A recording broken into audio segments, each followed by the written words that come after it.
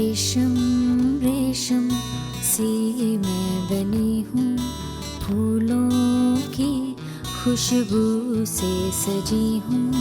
भर ले मुझे बाहों में, खुशबू मेरी सांसों में,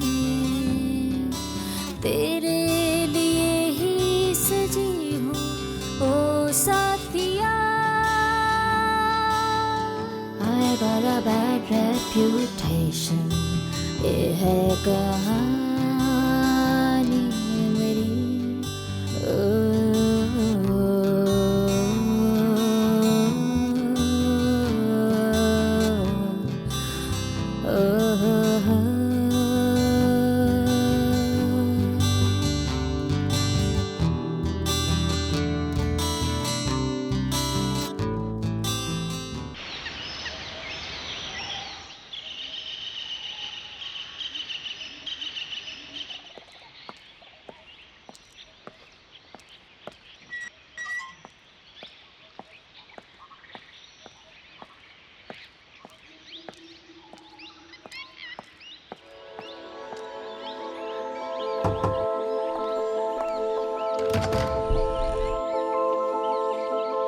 Wow, you are stunning, कविता भाभी। तुम्हें कैसे पता कि मैं ही कविता भाभी? आओ अंदर।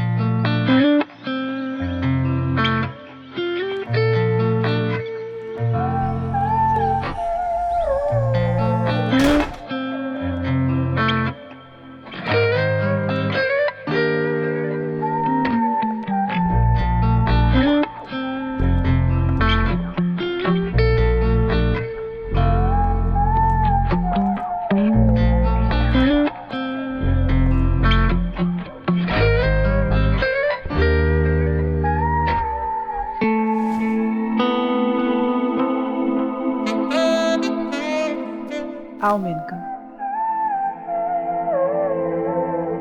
आओ और आकर मेरे पास बैठो।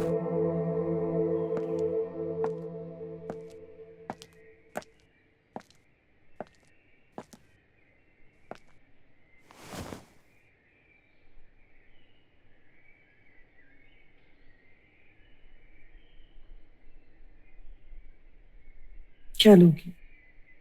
चाय, कॉफी, जूस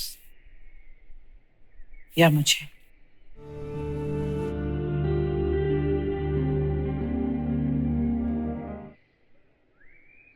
मैं लेस्बियन नहीं हूं,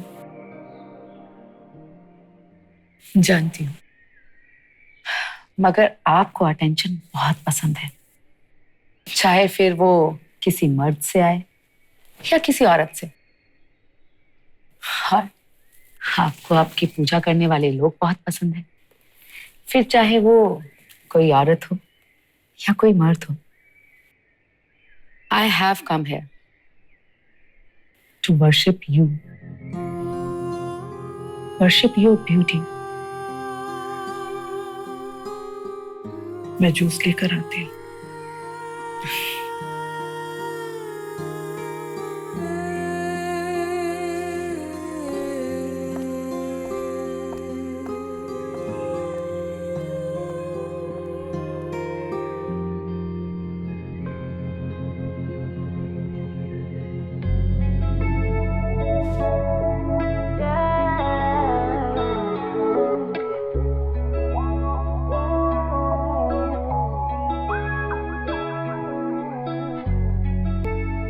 ये फोन भी कितनी अजीब चीज है ना कविता भाभी,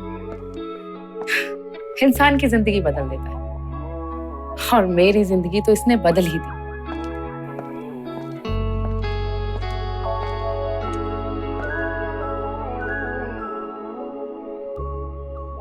कविता भाभी, मेरे बारे में जानना नहीं चाहोगी? क्या फर्क पड़ता है? जिंदगी को एक रेलगाड़ी की तरह होना चाहिए मेनका, जो हर स्टेशन पर रुके और उस ट्रेन में तरह तरह के यात्री भी चढ़े। उस ट्रेन को यात्री की मंजिल से लेना देना होना चाहिए, उसके घर बार से नहीं। बताओ, तुम्हारी मंजिल क्या है? तुम।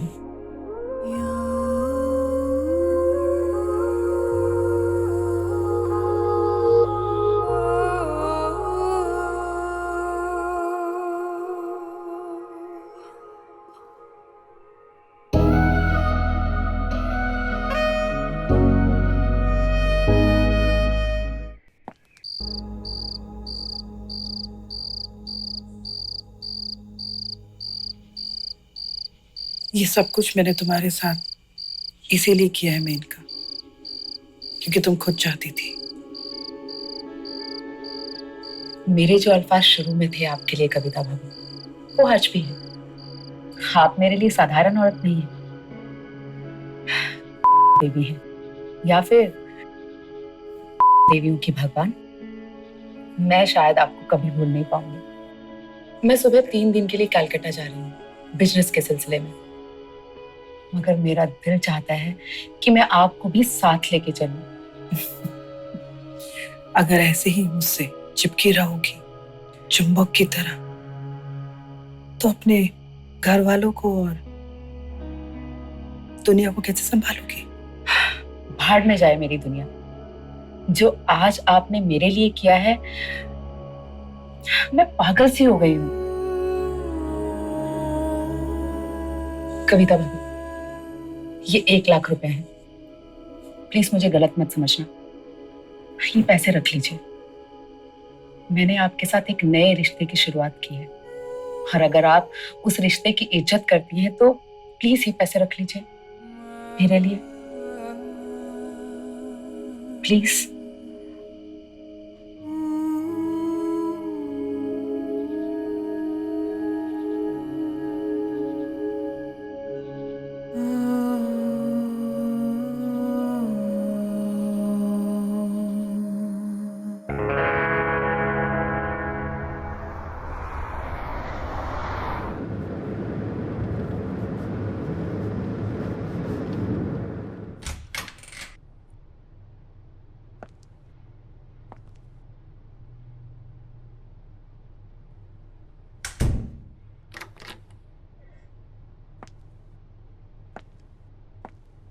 कि जो कुछ भी मैं तुम्हारे साथ करूंगी, उसकी उम्मीद तुम्हारे से नहीं रखूंगी। मैं तो तुम्हें खुश करके ही खुश हो जाया करूंगी।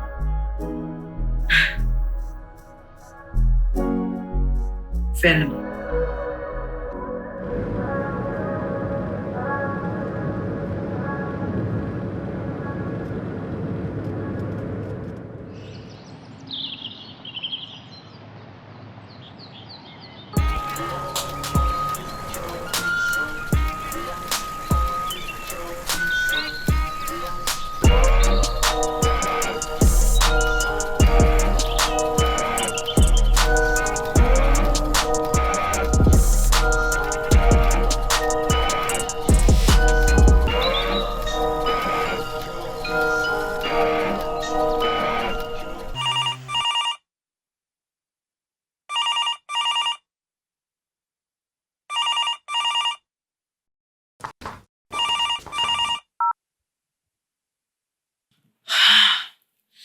हेलो जान।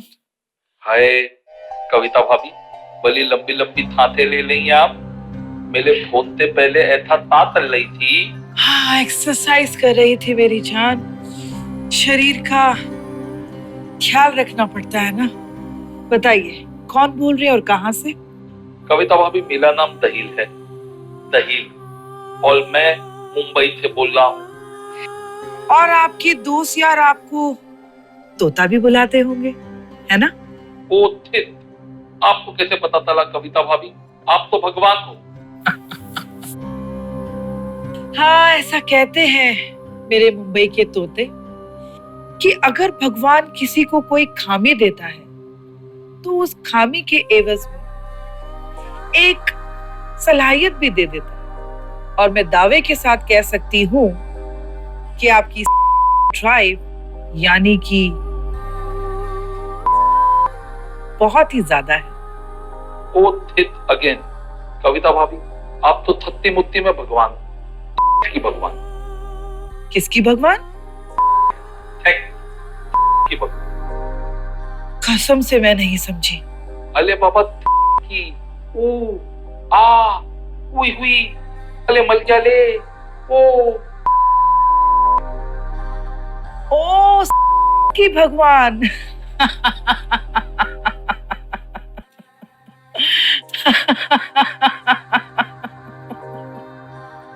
आप समझी। चलिए, भगवान अगर आपने बोल ही दिया है तो एक करिश्मा और देखेंगे आप। चलिए मेरा नाम लीजिए। कविता भाभी। एक बार फिर से। कविता भाभी। देखा मेरा करिश्मा, आप मेरा नाम लेते वक्त नहीं तुतलाए, बिल्कुल साफ साफ आपने मेरा नाम बोल दिया। ओ थितवंत मोल, ऐसा क्यों कविता भाभी? वो ऐसा इसलिए मेरे मुंबई के तोते कि कविता भाभी चीज ही कुछ ऐसी है। अगर कोई एक बार कविता भाभी का नाम ले ले तो वो पूरी जिंदगी उनका नाम साफ साफ बोल सकता है। हाँ वो तो है, मगर मेरी समस्या अलग है कविता भाभी। पिछले 2 हफ्तों थे मेरे साथ कुछ ऐसा होला है कि मैं कल नहीं पाला हूँ। भूख मिटाने कोई मिलता ही नहीं। क्यों, शादी नहीं हुई आपकी? हुई थी। मेरी भूख देखकर बीवी घर छोड़ के भाग गई। ओह, तो कोई गर्लफ्रेंड? नहीं, कोई मुंह ही नहीं लगाता। बाजार तो जाते ही होंगे आप। पुलिस वालों की लेत की वजह से यहाँ सब कुछ 1 महीने के लिए बंद है। अब तो बस से काम चलाना पड़ता है, अपना दगन ना। मैं समझ सकती हूँ। हाँ, मैं समझ सकती हूँ मेरे मुंबई के तोते कि तुम्हारा तोता कितना उदास हो चुका होगा। मेरे साथ भी बिल्कुल ऐसा ही हुआ था। 2 हफ्ते तक, पूरे 2 हफ्ते तक मैं भूखी थी। कोई भी नहीं था मेरी बुझाने के लिए। सोचो। अच्छा, फिर क्या, मुझे बाद में समझ आया कि जिस हीरे की तलाश में मैं 2 हफ्ते से यहां वहां ढूंढ रही थी, वो तो हर दूसरे दिन मेरे घर आया करता था। मेरी सासू माँ की साफ सफाई करने के लिए जिस नर्स को मैंने रखा था, वो विजय राममूर्ति, 28 साल का जवान लड़का, कटीला बदन, बॉडी के साथ।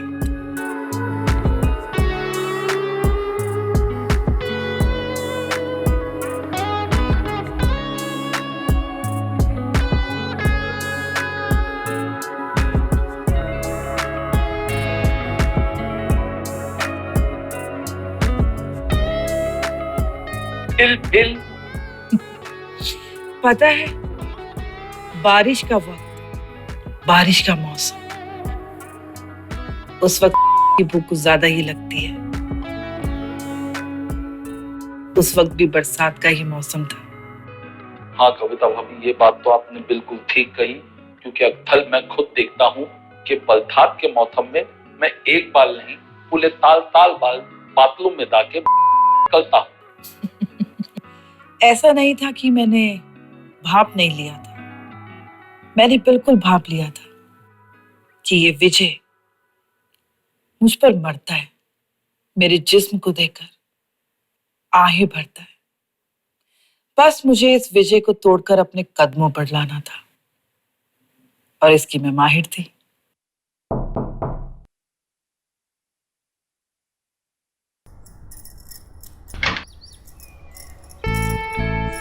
नमस्ते कविता भाभी, कैसे हो आप? मैं बिल्कुल ठीक हूँ विजय, आओ अंदर।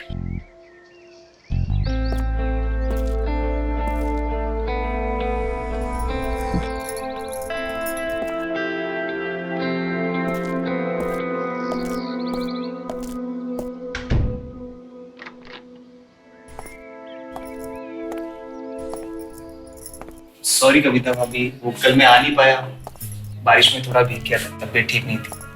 कोई बात नहीं विजय, मैंने कल मम्मा की साफ सफाई खुद ही कर दी थी। उम्मीद है कि तुम ठीक हो।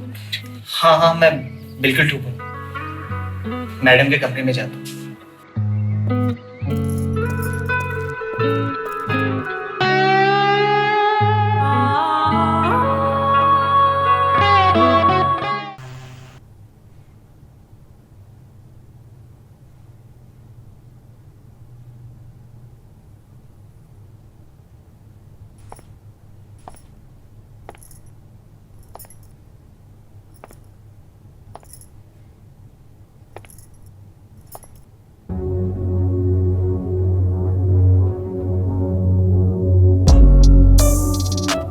उन्हें हिलने दो, तुम साफ सफाई करो।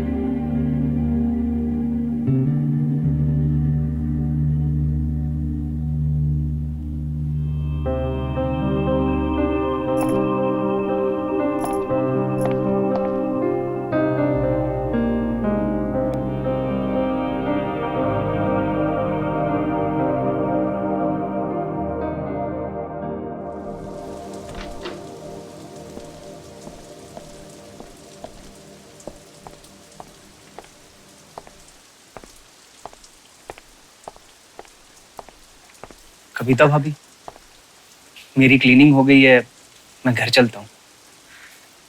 इतनी जल्दी क्यों जा रहे हो विजय? जोर की बारिश हो रही है, बारिश थम जाएगी फिर चले जाना। रुक जाओ ना, मैंने चाय बनाई है हम दोनों की।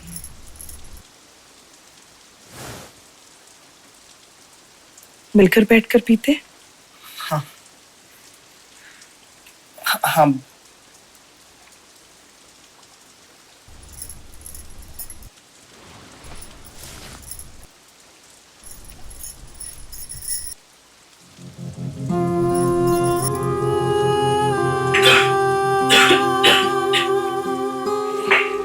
कविता भाभी, मैं आपका वॉशरूम यूज कर लूं?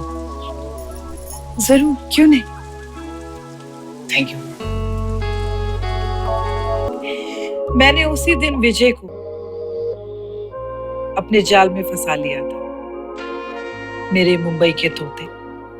कैसे फंसाया, ये सुनकर कहीं तुम्हारा तोता पागल ना हो जाए।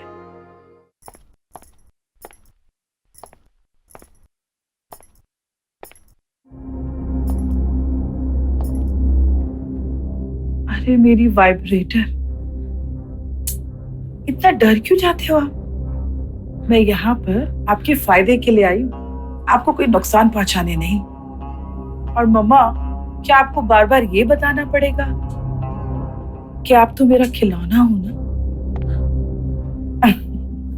मम्मा, क्या आपको याद है कुछ वक्त पहले मैंने आपकी आंखों के सामने आपके बेटे के साथ किया था आपको करने के लिए?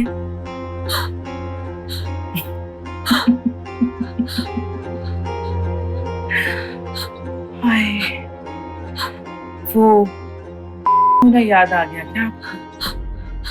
आपके वहां गुदगुदी होने लग गई क्या?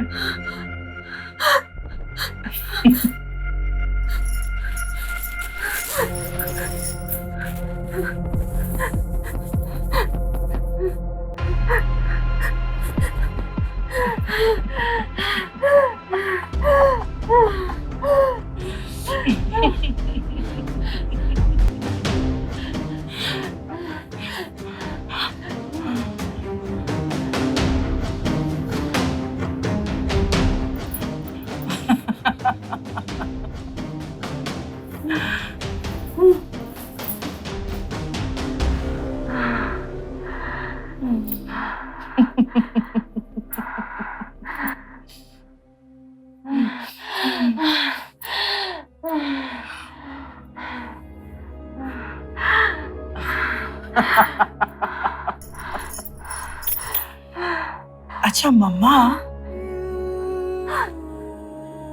आपको विजय कैसा लगता है? अरे नहीं बाबा, मैं आपको विजय के साथ नहीं, उसके साथ तो मैं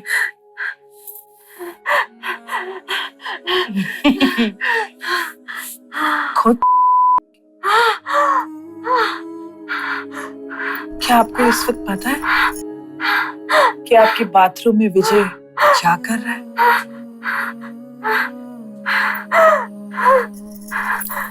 अरे अरे, इतनी जल्दी चाहिएगा मम्मा?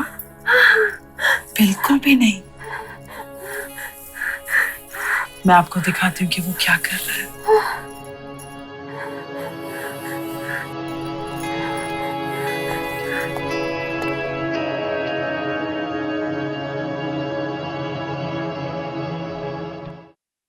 ये क्या गंदी हरकतें कर रहे हैं विजय आप, और वो भी मेरी मम्मा के बाथरूम में। क्या आपकी कंपनी को पता आप ऐसी हरकतें करते हैं उनके क्लाइंट के घर पे जाके? बेवकूफ मत बनाओ मुझे विजय। मैं जानती हूँ तुम मेरे साथ रहना चाहते हो,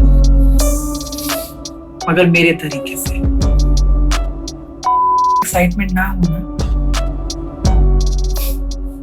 करने का मजा ही नहीं आता।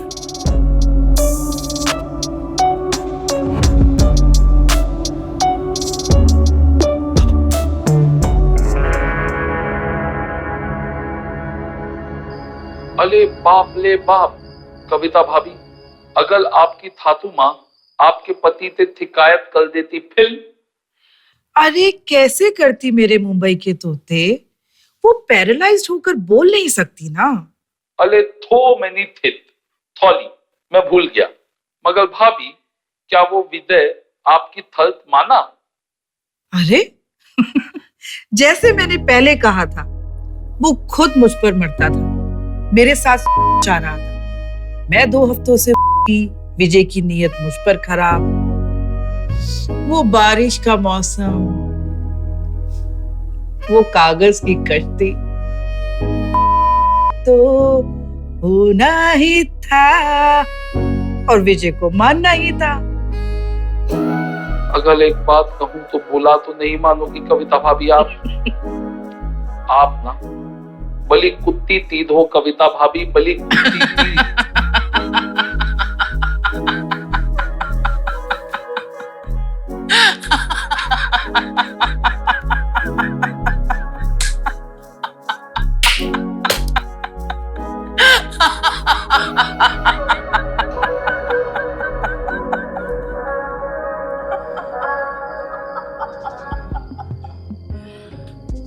कविता भाभी, आप यकीन नहीं करेंगी, मैं थात पाल हो चुका हूं 7 टाइम। आपका ये फोन का धंधा और तरक्की करे, आप फूलो फलो, इस धंधे को कभी बंद मत करना कविता भाभी। हम देते थलकियों के लिए आप देवी हो। हैला कविता भाभी, मैं देवी बोलते वक्त भी नहीं तुतलाया। मैंने सुना मेरे मुंबई के तोते, कविता भाभी है ही ऐसी चीज, गूंगे को जबान दे दे, अंधों को आंखें। आप मुझ पर ये प्यार बरसाते रहेंगे तो मैं अपने इस फोन का धंधा कभी बंद नहीं करूंगी। जिस दिन आप लोगों का प्यार खत्म, उस दिन कविता भाभी के सीजन्स भी खत्म। कविता भाभी की इस दुनिया में आप सबका दिलो चाह से स्वागत है। इस जगह को देखकर इतना हैरान मत होइए आप। अरे आप लोगों के प्यार से इतना कमाती हूँ कि मैं भी निकल आई इस जगह में छुट्टियां मनाने के लिए। हाँ, मगर इस छुट्टियों से ज्यादा आप लोगों की मुझे ज्यादा चिंता है, इसीलिए मैं अपने साथ अपना धंधा यानी कि मेरा टेलीफोन साथ लाई हूँ। ये देखिए। और मैं एक बार वापस कहना चाहूंगी कि आज मैं जो कुछ भी हूँ सिर्फ आप लोगों की प्यार और मोहब्बत की वजह से हूँ।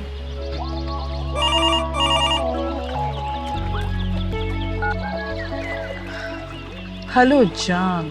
क्या हम कविता भाभी से बात कर रहा है। इतने प्यार से जान बोलकर जान निकालने वाली कोई और हो सकती है क्या? आप कविता भाभी से ही बात कर रहे हैं। आप जो शब्द बात करने के लिए चुनती है ना, यकीन जानिए वो शब्द भी आग लगा देते हैं। क्या ये सारे शब्द आपको कोई लिख कर देता है कविता भाभी? जी हाँ, ये सारे शब्द मुझे जिंदगी लिख कर देती है। वाह, तीर की तरह दिल को चीर गए आपके शब्द। बताइए, कौन बोल रहे हैं और कहाँ से? कविता भाभी, हमारा नाम असीम बासु है और हम कलकत्ता के रहने वाले हैं। ओह, कलकत्ता, मिठास से भरा शहर। वहाँ कोई औरत हो या मर्द, सभी मीठा बोलते हैं। एक बात पूछूं असीम बाबू, क्या मैं आपको बाबू कह सकती हूँ? कविता भाभी, यकीन कीजिए आप तो बिल्कुल अपनी लग रही हैं। हाँ, तो मैं क्या पूछ रही थी? क्या आप कोई लेखक हैं? बूढ़ी बाबा, बोलने वाले आपके बारे में बिल्कुल ठीक बोलते हैं कविता भाभी। आप तो अंतर्यामी भी हैं। आपने कैसे पहचाना कि मैं लेखक हूँ? ये निगूढ़ी जिंदगी मुझे इतना सिखा चुकी है कि मैं लोगों को पहचानना जान चुकी हूँ। चिंगारी कोई जब जब भड़कती है ना इस दिल में, इस जीवन में, तब तब कोई ना कोई असीम बाबू आकर उसे। वाह वाह वाह, खूब भालो कविता भाभी, खूब भालो। नॉकआउट। आपसे शायद बातें करते करते ये असीम बाबू दूसरी दुनिया में चला जाएगा। दूसरी दुनिया में? मेरी उपन्यास की प्रेरणा की दुनिया में कविता भाभी, इंस्पिरेशन। आपके शब्द मुझे धीरे धीरे प्रेरणा दे रहे हैं। हमारे पब्लिशर जो हमारी कहानी छापते हैं, उनको इस बार उपन्यास के लिए एक नई कहानी की जरूरत है। लेस्बियन वाली कहानी। लेस्बियन की उपन्यास? हाँ असीम बाबू, आजकल गेज और लेस्बियन का कुछ ज्यादा ही फैशन चल रहा है। क्या करें कविता भाभी, ये भी हमारे समाज का एक हिस्सा है। तो चलिए मैं आपको मेनका की कहानी सुनाती हूँ, जो एक है। मेनका? हाँ, वो एक है और मेरी नई नई दोस्त बनी है। मेरे ऊपर मरती है। कहानी सुनने के लिए तो हम लोग आपको फोन करता है।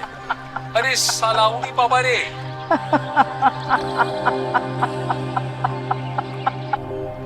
वाह कविता भाभी वाह, क्या कहानी है। सुनकर बदन का एक एक बाल खड़ा हो गया साला। आगे बताइए ना कविता भाभी, फिर क्या हुआ? फिर क्या होना था असीम बाबू? अगले दिन मेनका को मैंने अपने घर बुलाया।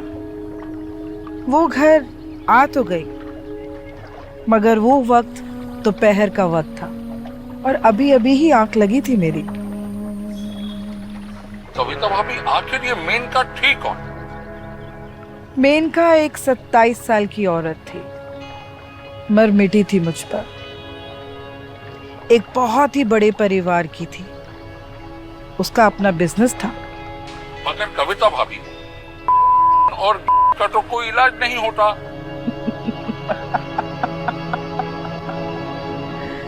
अरे असीम बाबू, शायद आपकी डिक्शनरी में इनका इलाज नहीं होगा, मेरी डिक्शनरी में इनका इलाज है।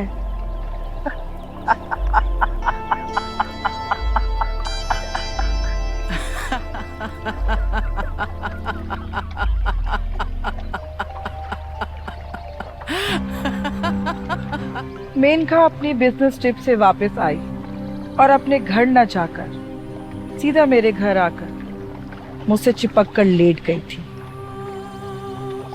बिस्तर में।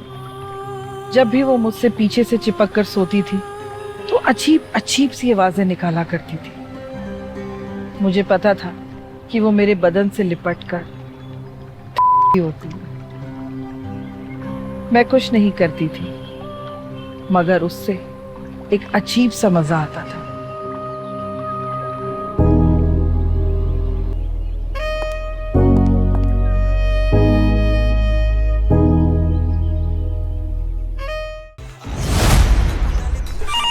हेलो जान।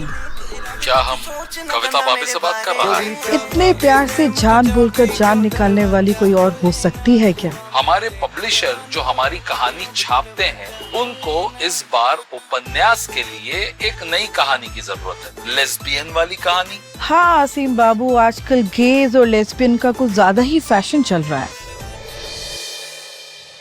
असीम बाबू, सिर्फ इतना याद रखना कि कविता के साथ सोना कोई आसान काम नहीं है। उसकी एक कीमत होती है, चाहे वो मर्द हो या औरत। कविता भाभी, मेरा यकीन जानिए, मैं सोच सोच कर अब तो पागल सा हो रहा हूँ। दरअसल मुझे अपने गे पति को ये दिखाना था कि उसकी पत्नी कविता किसी को भी और कभी भी पागल बना सकती है, सेक्स में।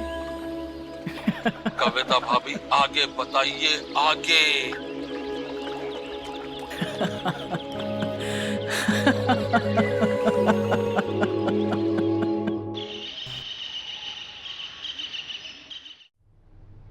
यार कविता, एक बात बता, करण को तो आने में अभी 3 महीने बाकी हैं, है ना? हाँ यार मेनका, उसकी नेवी की छुट्टी होने में भी 3 महीने हैं। तुम तो उसे अपने आसपास से हिलने भी नहीं देती थी जब वो नेवी की छुट्टियों से वापस आता था। बेचारा डरा डरा सा घूमता रहता था तुम्हारे आसपास। लेकिन अब उसके बगैर 3 महीने निकालोगी कैसे? बस यही जिंदगी है मेरी। अच्छा एक बात बता, जब करण नहीं होता है तो तुम्हें अकेलापन नहीं काटता क्या? यार काटता तो है, मगर अब तू ही बता क्या करूं। मेनका, जब तुझे लड़कों की जरूरत पड़ती है तब क्या करती है? मैं बाहर का खाना रास्ते के ढाबे से खाती हूँ, वो भी हर हफ्ते, कोई झंझट नहीं। इसका मतलब तूने बाहर कोई लौंडा पाल रखा अपना बॉयफ्रेंड बना कर। कविता मैडम, जवान लौंडों का वक्त जा चुका है और अब तुम 1998 में जी रही हो। जमाना बदल चुका है। मतलब कि मैं अपना बाहर का खाना रास्ते के ढाबे से खाती हूँ, कोई झंझट ही नहीं। मैं समझी नहीं। तू एक काम कर, आज रात मेरे साथ चल, तुझे एक चीज दिखाती हूँ।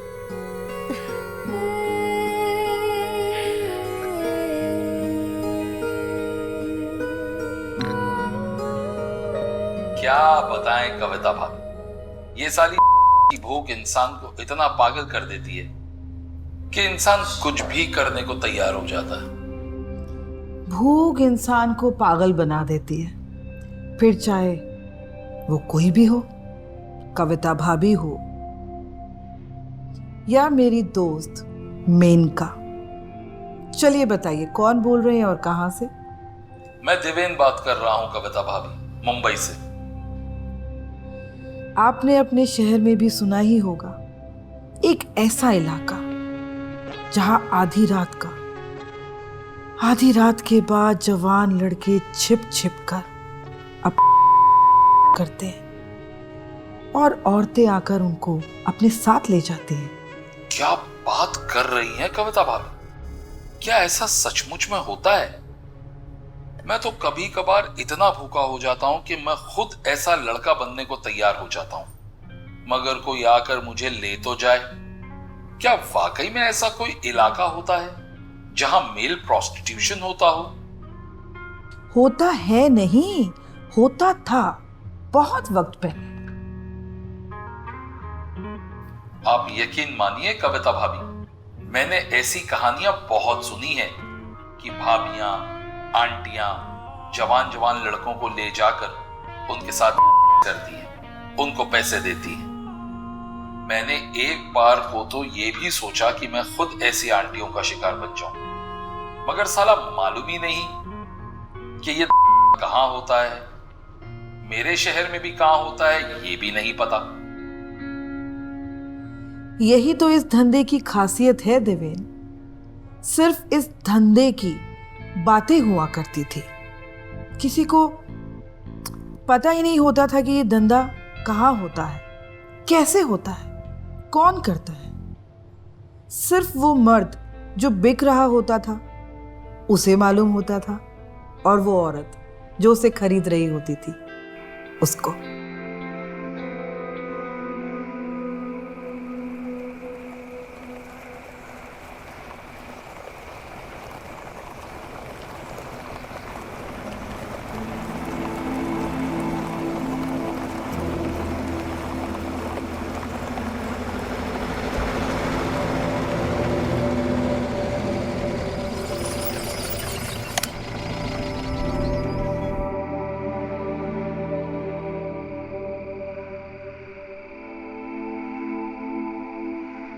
अब पता चला तुम्हें कि ढाबे के खाने का क्या मतलब होता है? यार मेनका, एक बात बता, वो जो लड़का वहां पर खड़ा है, क्या वो मेल है? हाँ, इस रास्ते पर 1 बजे के बाद जो कोई मेल मिले या लड़का मिले वो सब मेल है। Wow, amazing. मेनका, ये धंधा क्या सिर्फ इसी शहर में होता है कि बाकी शहरों में भी? ये धंधा सबके शहरों में होता है, लेकिन छुप छुप कर। जैसे होती है वैसे होते हैं। वो जो लड़का वहां मेल बनकर खड़ा था, मैंने उसकी शक्ल पर अपने पति की शक्ल चढ़ा दी और ये सोचा कि अगर मेरा पति ऐसा करेगा तो कैसे करेगा।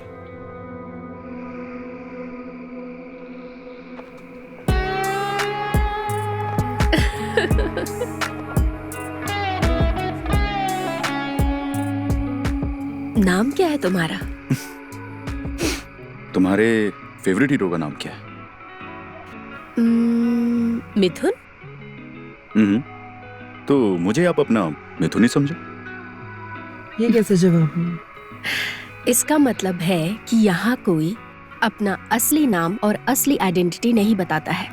फिर चाहे तुम उस पर इल्जाम लगाकर केस डाल दो, फिर भी नहीं। अच्छा, चलो गाड़ी में बैठो। तो कहाँ ले जाकर मेरी इज्जत जाएगी? खार घर की पहाड़ियों में चलेंगे, वहाँ कोई आता जाता नहीं है ना।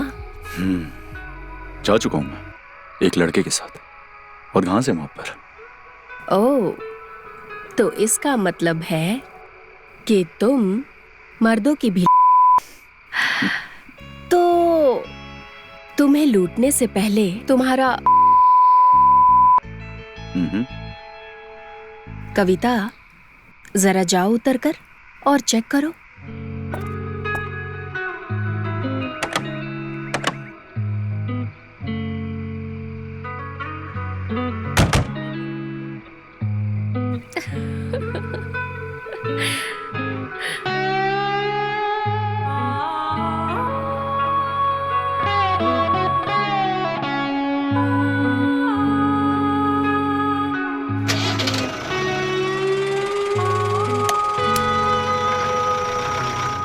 मैं बाहर खड़ी थी अपनी गाड़ी के, और गाड़ी के अंदर से मेनका की तड़पती हुई आवाजें सुनकर मुझसे रहा नहीं गया।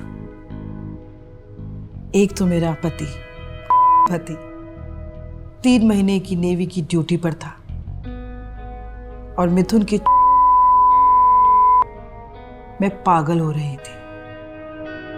और इस तरह आपके पूरे आधे घंटे का कॉल अब समाप्त होता है देवेंद्र जी। कविता भाभी, आप तो कमाल से भी कमाल हो। मुझे भूल ना जाना कविता भाभी, मौका मिला तो दोबारा आपको कॉल जरूर करूंगा।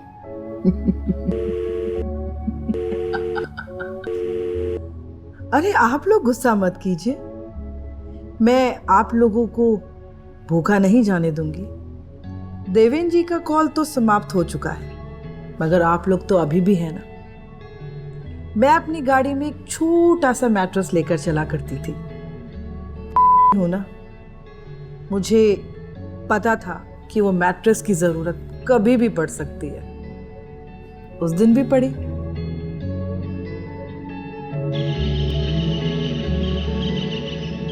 हाँ तो अनुपमा, विस्तार से बताओ कि तुम्हारी प्रॉब्लम क्या है। भाभी, मैं बहुत सारी हिम्मत जुटा के आपसे बात कहने जा रही हूँ। हालांकि आपने मेरी मदद हमेशा की है और मैं अपनी सारी प्रॉब्लम्स आपसे शेयर करती हूँ, पर इस बार प्रॉब्लम मेरे बॉयफ्रेंड से रिलेटेड है। उसका नाम साहिल है।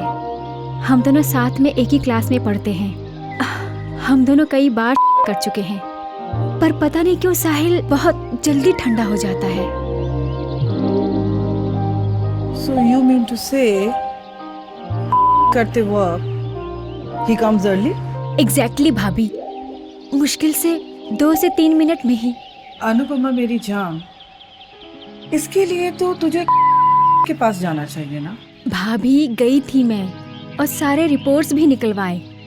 अब पर सब कुछ नॉर्मल आया। और प्रॉब्लम सिर्फ ये नहीं है ना कि वो जल्दी ही ठंडा हो जाता है।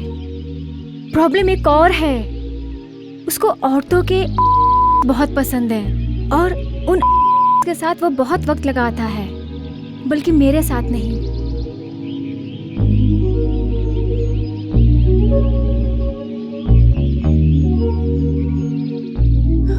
हेलो जान, कैसे हैं कविता भाभी? मैं बिल्कुल ठीक, छुट्टियां मना रही हूँ। बोलिए, कौन बोल रहे हैं और कहाँ से? जी, मेरा नाम सुभाष गोयल है कविता भाभी, और मैं एक वकील हूँ। तो क्या आपने मुझ पर कोई केस करने के लिए कॉल किया है? अरे धत, कविता भाभी पर भी कोई केस हो सकता है? वो तो समाज का मनोरंजन कर रही है। हाँ, शुक्र है भगवान का, किसी ने तो कविता भाभी को समझा। बताइए, कैसे मनोरंजन कर सकती हूँ मैं आपका? कविता भाभी, मेरी रिलेटेड परेशानी कुछ और है। मुझे सबसे ज्यादा अगर कोई चीज एक औरत में लुभाती है तो वो है उसकी। मैं एक शादीशुदा इंसान हूं, मगर अपनी ज्यादा देर तक नहीं कर पाता। हाँ, मगर उसके अगर मुझे मिल जाए, जैसे उसकी वगैरह वगैरह, तब मैं उसके साथ घंटों बिताता हूं। मैं बिल्कुल समझ गई आपकी परेशानी सुभाष जी। मेरी एक दूर की देवरानी थी, छोटी, उसकी शादी उसी के बॉयफ्रेंड से होने वाली थी। उसकी भी कुछ ऐसे ही समस्या थी।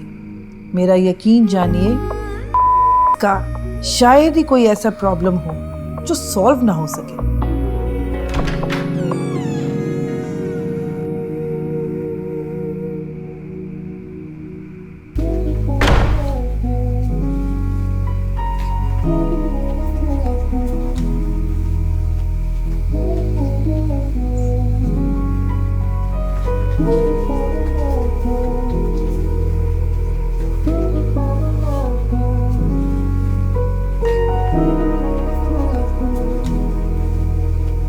कविता भाभी वाह, साहिल का इंजन और उसका खुद का आपने क्या खूब इलाज किया है, मजा आ गया।